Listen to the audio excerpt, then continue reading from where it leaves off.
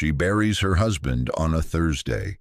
200 people come, his co-workers, his golf partners, men she has shaken hands with at company dinners for 11 years. His name is Paul Decker. He was 44 years old. He died of a heart attack in his car, alone on a Tuesday morning in a parking garage 2 states away from home. Nobody knows why he was there. Not yet. Renee stands at the grave with their 2 daughters and accepts condolences from people who keep telling her how much everyone loved him. She nods. She believes them. 3 days later, a woman knocks on her front door. She is holding a folder. She says her name is Carol. She says she is so sorry to come like this. She says she did not know where else to go. She holds out the folder. Inside it is a death certificate. Same name, same date, same cause of death, different address. Carol says, "I think we were married to the same man."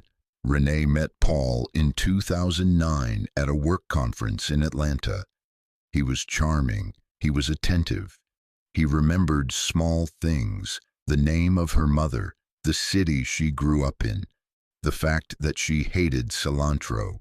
They were engaged within a year, married within 2.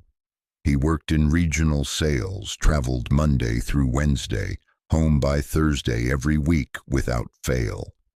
She never questioned the travel. It was always consistent, always explained. He called every night from whatever hotel room he was supposedly in. They bought a house in suburban Ohio, had 2 daughters, built a life that looked from every angle completely ordinary. 11 years. She thought she knew what 11 years meant. Carol met Paul in 2007, 2 years before he met Renee. They married in a small ceremony in Tennessee. She kept her last name. He said he liked that about her. He worked in regional sales, traveled Thursday through Saturday, home by Sunday every week without fail. She never questioned the travel either. Carol had a son with Paul. The boy is 8 years old. He has Paul's jaw, Paul's laugh, Paul's habit of tapping the table when he is thinking. Carol is standing in Renee's doorway with this folder because she found Renee's name on the second death certificate.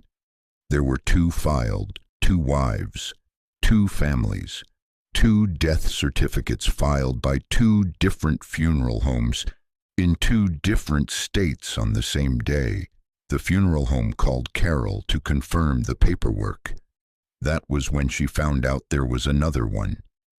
Renee lets Carol in. She does not know why.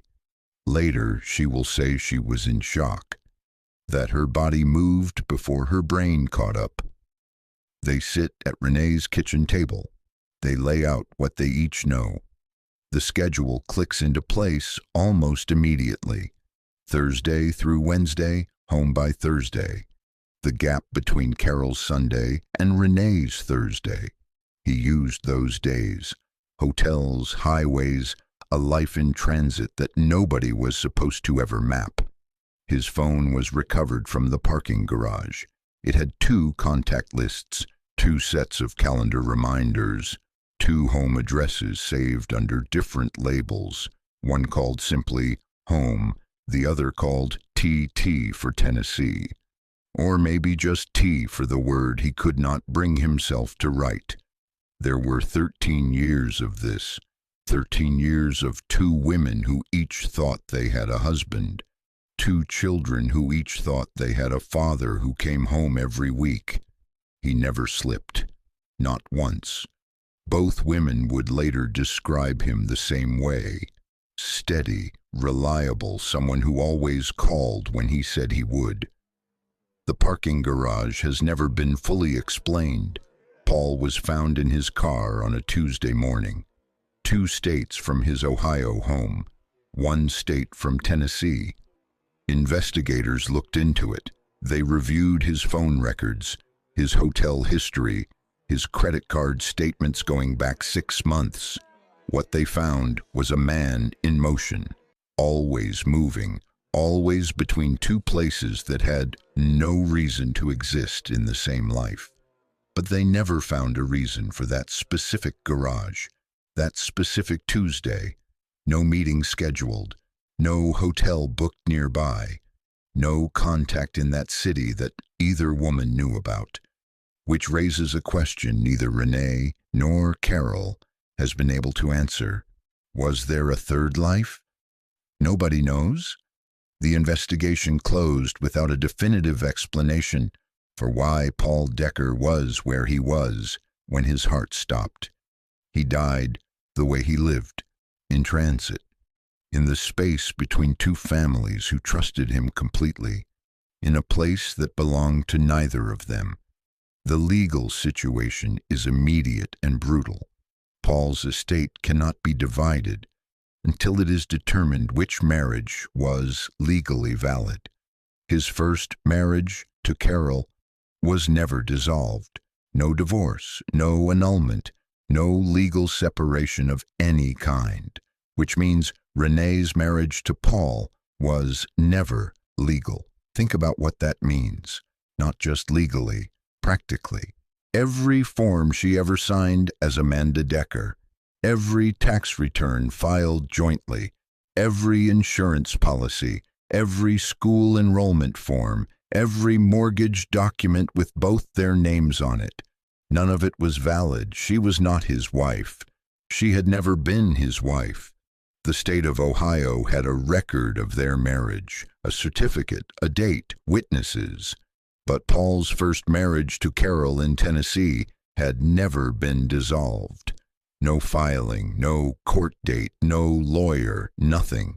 Which means the moment Paul said "I do" to Renee, he was already married to someone else, and he knew it. Renee cannot collect his life insurance.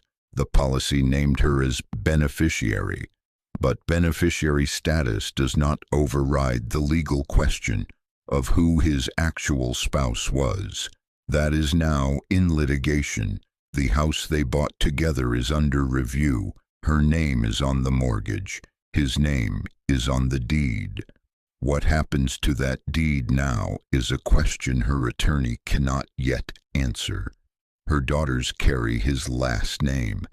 That name now belongs to a man who was never legally their mother's husband. Carol's son is Paul's only recognized legal heir. The boy is 8 years old. He has no idea that somewhere in Ohio there are 2 little girls who lost the same father he did.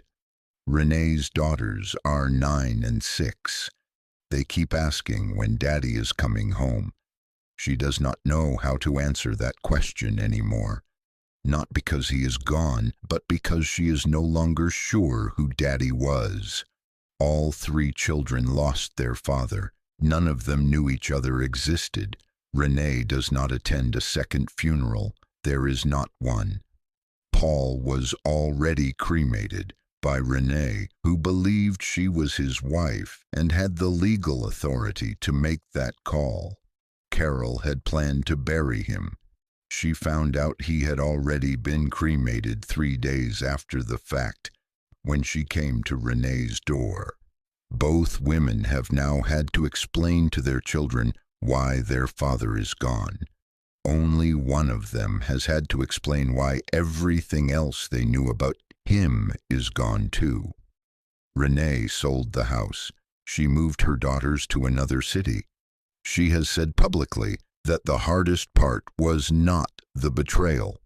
It was realizing that the man who never missed a phone call, never came home late, never gave her a single reason to doubt him.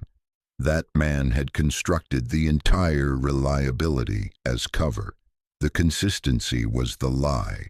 Every call from the hotel room, every Thursday he walked through the door, he was not coming home. He was changing shifts. Paul Decker died alone in a parking garage. He had 2 families who loved him. He had built his entire life around making sure they never met. A stranger knocking on a door ended 13 years of it in under a minute. If this story stayed with you, there are more like it every week on Hidden Lives.